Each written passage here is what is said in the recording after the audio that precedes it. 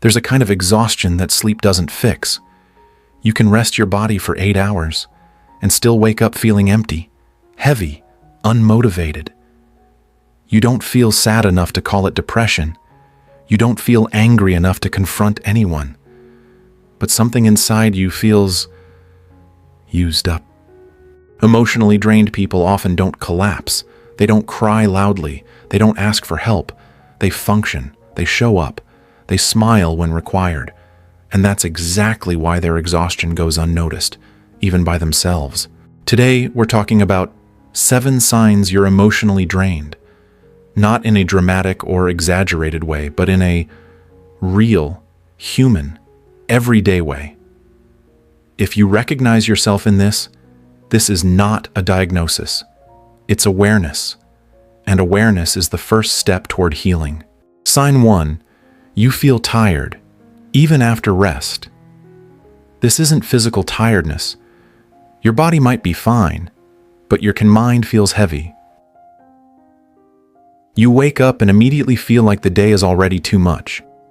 Not because you didn't sleep, but because you don't have the emotional energy to face people, decisions, or expectations. Simple things feel exhausting. Answering messages, making plans, holding conversations. It's not laziness, it's not weakness.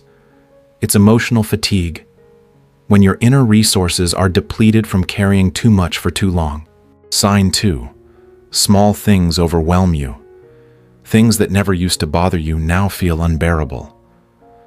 A minor inconvenience feels like a breaking point. A simple question feels like pressure. A small problem feels like a crisis.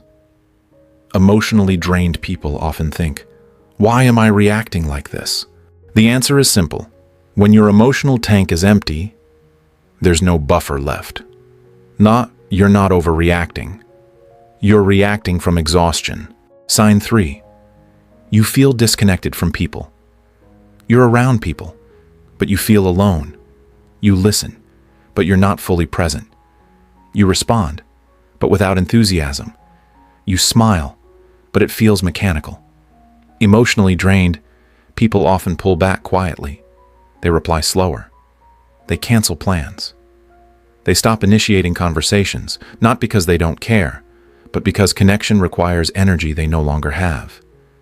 This disconnection isn't intentional. It's protective. Sign 4, you've lost interest in things you once enjoyed.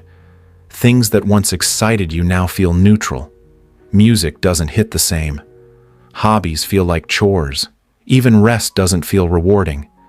This isn't boredom. It's emotional numbness.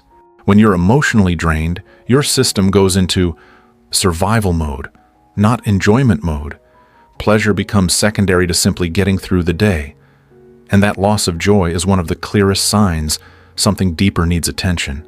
Sign 5, you're constantly irritable or impatient. You snap more easily. You feel annoyed by things you normally tolerate.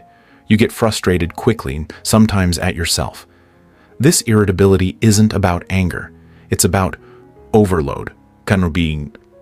When you've been emotionally giving, adapting, understanding, and holding things together for too long, your patience wears thin. It's not who you are. It's how tired you are. Sign 6, you feel emotionally flat or empty. Not sad, not happy, just blank. Emotionally drained people often describe feeling like they're watching life instead of living it. You're doing what needs to be done, but without feeling connected to it. You don't feel deeply, because feeling deeply requires energy. This emotional flatness is the mind's way of saying, I need a break. Sign 7, you keep going, even though you're struggling. This is the most dangerous sign. You don't stop.